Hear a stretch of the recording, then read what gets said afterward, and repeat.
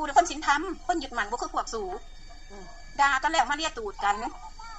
มันมีอยู่แล้วกับแม่นะสู้ก็ต้องมาเดือดร้อนนะกูหรอกเรื่องแม่กูนะกูมีเงินกูแม่นะที่หนึ่งเรื่องแม่กูหักที่สุดถ้าคนมีคนนึกถึงให้แม่ก่อนหมู่กูจะบอกไปไหนเด้อ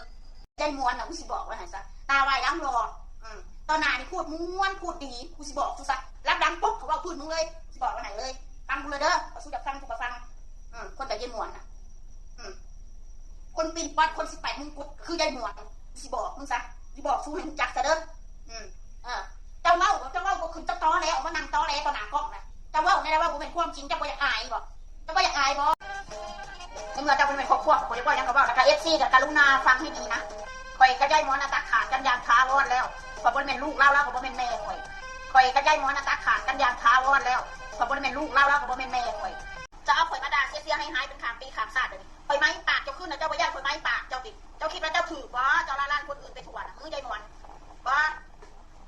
ก็ได้สิว่าข่อยออกมาด่าแม่จะฟ้องยายอันนี้บ่เป็นแม่ข่อยทุกเจ้าได้ยินไปบ่ได้ยินไว้เลยเด้อยายอันนี้บ่เป็นแม่ข่อยเป็นนอนเป็นเสือสักเงี้ยตายอยู่จนข่อยก็บ่ได้สะอ่อนก็บ่ได้สนใจแล้วเจ้าก็สินั่งเบิ่งอะไรไม่ต้องก็สินั่งเบิ่งแบบนี้ผู้ใดสิว่าข่อยใจดำก็แล้วไปแต่พ่อแม่เขาตัดบ่ได้ระหว่างที่ข่อยพิจารณาแม่ข่อยตลอดเวลาที่ผ่านมาพ่อแม่เราข่อยรู้สึกผิดข่อยรู้สึกผิดข่อยมีจิตใจสำนึกของการพิชาทิชยาให้แก่ลูกตัวเองเขากล้าว่าเลย